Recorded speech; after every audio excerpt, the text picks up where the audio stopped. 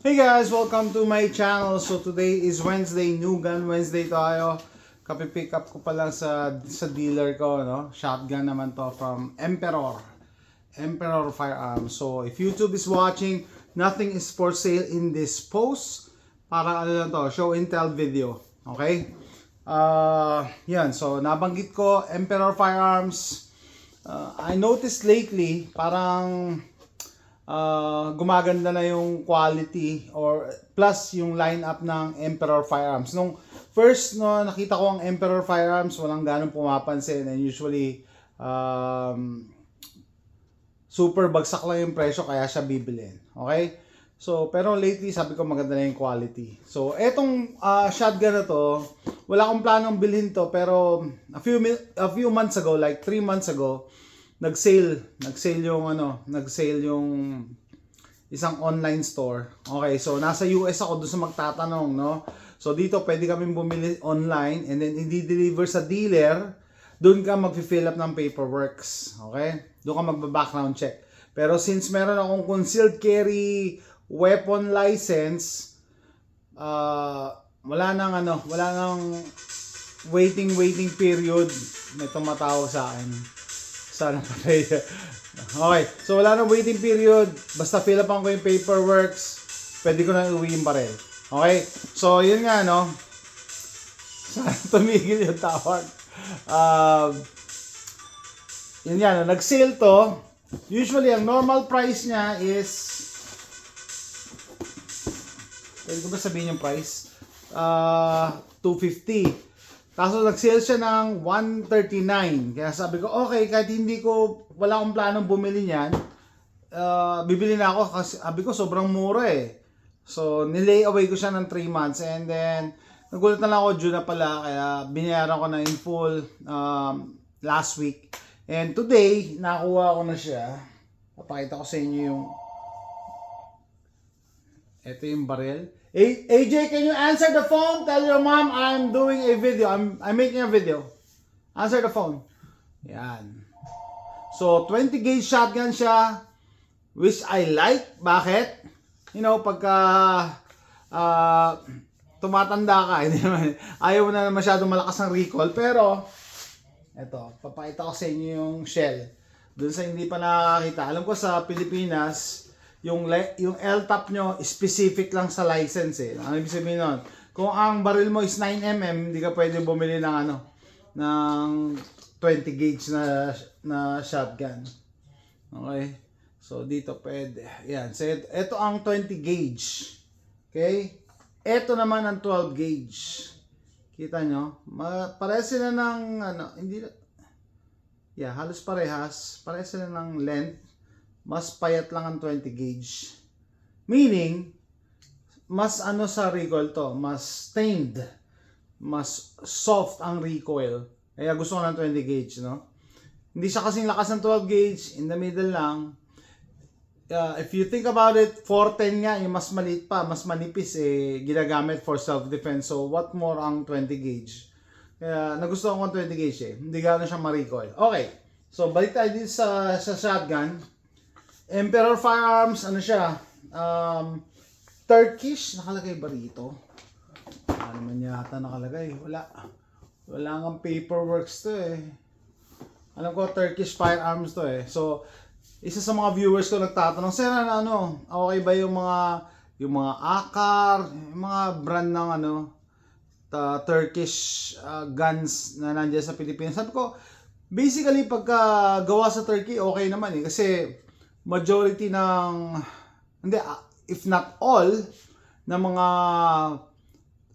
Turkish manufacturers, gun manufacturers, is ISO certified, mga ganyan. Tapos supplier pa yan ng mga defense department. Kaya maganda naman sila gumawa in terms of quality. Okay? So, ito siya. Ang ganda.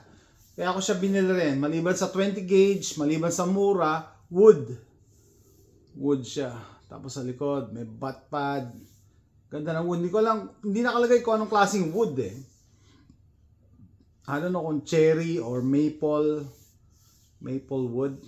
So sabi ko, ba't mura to? Wala naman ako nakita blemish. Ano ko blemish ata to. And then dito may konting gas-gas. Pero okay lang yan. No, expect nyo na yan sa wood na magkakaroon ng gas-gas. Okay? So, and for the price, tinitignan ko yung price ngayon, balik na siya sa normal price. So, nakatipid ako ng 100. Okay? Actually, 110 ang natipid ko. 139 lang bili ko dito eh. Anyway, so ito, ang specs nito, 20 gauge, yung barrel niya is 26 inches and ribbed. Ribbed, alam niyo ba yan? Yung ribbed. So, mas maganda yung barrels na ribbed, no? In terms of mga shotguns kasi mas matibay yung barrel mo. Okay? 26, tapos, ano lang siya, no? Bead sight. Bead sight lang siya. Wala siyang rear sight. Notch lang. Naka-notch lang yung likod. Kita mo pa din naman yan. Okay? Pero may mga options na kung gusto mo nilagyan ng fiber optic, dito lang yan nilalagay sa ribbed area. Pero okay na yan sa ganito, pwede na eh. Kahit bead sight lang. Hindi naman nakadesign ng ang shotgun for long range. Okay? Yung 26 inches for added velocity. Kasi usually 18 inches ang pinakamaikli dito sa US. So, a few more inches nakakadagdagan sa velocity. Okay? Ang nakakapagtaka lang, nung tinignan ko yung spec, ito pala yung model niya, MTP20. MTP20. Okay? Pinagtataka ko lang, tinitingnan ko to sa specs, no? Sabi, 4+1. Pero nagkasya yung 5. Nagkarga ako ng 5, kasya naman. Okay? So, dito maglalagay. Anyway, pakita na, alam ko okay lang sa YouTube yung mga ganitong 5+1 shotguns. Anyway, safe direction. Ito yung safety niya. Itong triangle na puti. Pag yan, that's fire. Ito, safe to. Okay, maglo-load tayo May mga gun tubers na, or may mga gun owners na takot na takot humawak ng live ammo habang gumagawa ng video, no? So, do this at your own risk, no? Siyempre, practice the basic rules of gun safety bago nyo gawin to, no? Presence of mind. So, isa na yon, dalawa. Tapos, maganda siyang i-load. Walang sumasabit na sharp material dito sa loading area niya, no? Yung mga iba, yung mga mumurahin, may mga sharp edges. 3 4. Ayan na, 4 na. So, naka-safe to This is still a safe gun. 5. Kasya ang 5. Kasya ang 5. Okay?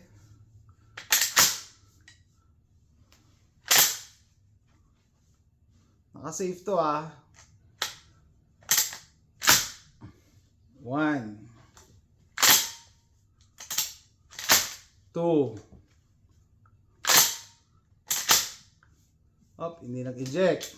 3. Dapat lalakasan mo kasi. 4.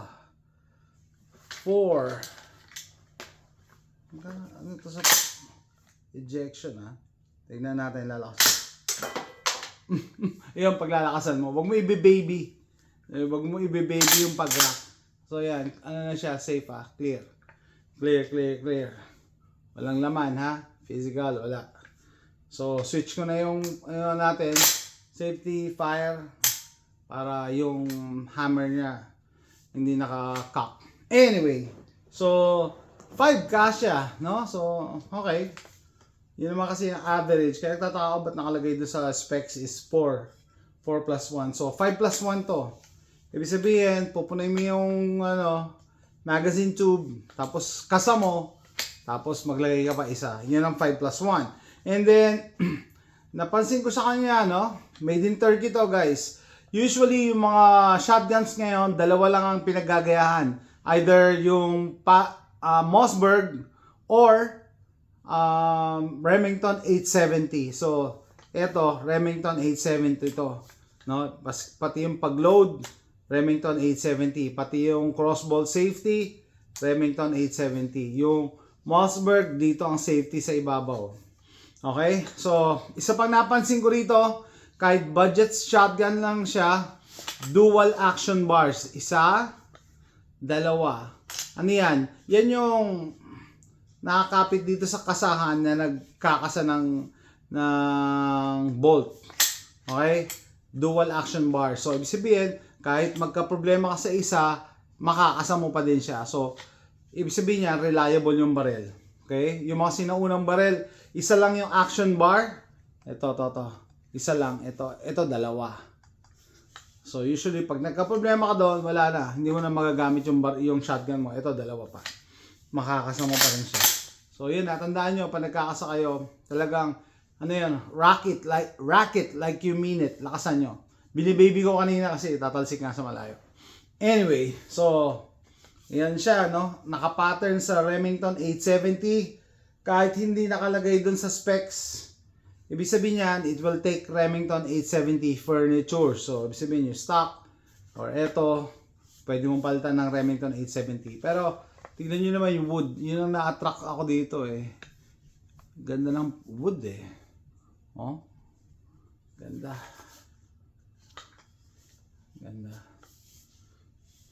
Okay, what else? Maganda pa yung design dito sa trigger.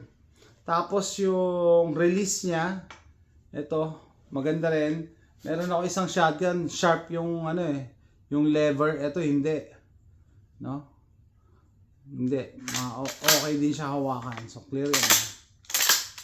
Ano ibig sabihin? Hindi mo to mararak pag hindi mo pinrest yan. Okay? Slide release, parang ganon. Slide release, parang ganon siya. Okay? Ano pa? I think that's it. Merong mga grooves sa ibabaw to reduce glare. Yan ang purpose niyan, glare. To reduce glare, para hindi ka masilaw. Okay? What else?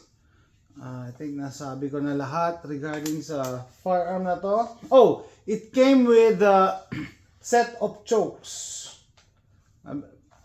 Saka meron din siyang chamber flag. Alam ko, laki ng chamber flag nito. Para alam mo na wala talaga siyang load. Okay? So, it came with a kit like this. Chokes. Doon sa hindi nakakalam, yung choke, nagtataka lang ako dito, sabi ko, hindi kaya sobra itong binigay nila. 1, 2, 3, 4, 5. 5 yung chokes eh.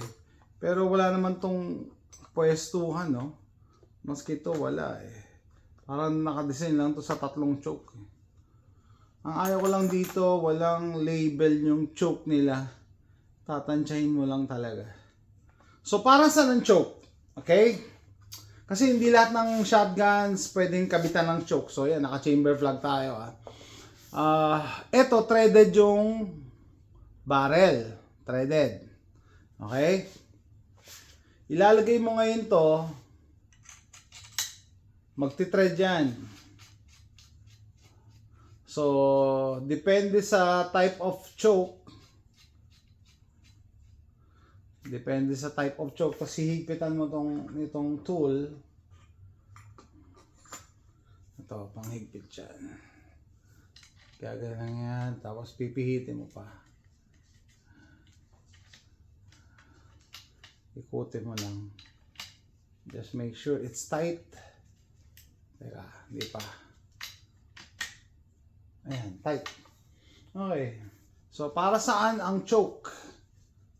Naka-choke na siya. Kasi di ba merong kasabihan, hindi mo na kailangan mag-aim sa shotgun kasi sabog yan, pasabog. Okay, yung choke na yan, depende sa choke, kaya nga tawag na choke eh, sinasakal niya yung barrel para mas maganda yung pattern mo. So, imbis na pasabog, minsan, pag ganyan ka lang, So, maganda, mas tight yung yung pattern. So, depende kung anong maraming pagpipilian eh. Yan. Iba mas tight, iba medyo maluwag. Okay, so ito meron itong isang choke. So, hindi totoo na hindi mo kailangan mag-aim sa shotgun kasi ganun yan. Hindi. kasi merong mga choke na mas accurate, mas tight yung pattern. Okay? Ba't kailangan mong mas tight ang pattern? Siyempre, mas malaking chance lalo na kung ginagamit mo to for hunting or self-defense, mas effective siya in bringing down the target. Kasi pag kalat, konti lang yung tatama doon sa target. Pero pag tight, mas malakas or maganda yung transfer of energy. So, eto siya. Isa pang napansin ko pala bago tapusin itong video na to, no?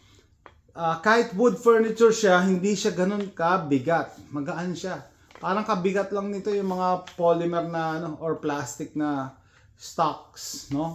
Tataka rin ako eh. Lightweight material. Pati yung end cap niya rito, magaan din. So I think hindi to steel, baka alloy itong cap na to. Anyway, so eto po siya.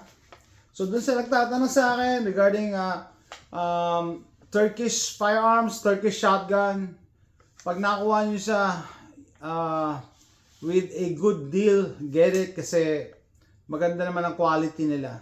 No, maganda yung quality. Yan. So ito yung model MTP20, tama. 20 means 20 gauge.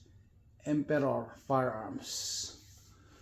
Okay guys, sana nag-enjoy kayo sa video na to, no? Shotgun 20 gauge, wood stock, 26-inch barrel. See you next time. Bye.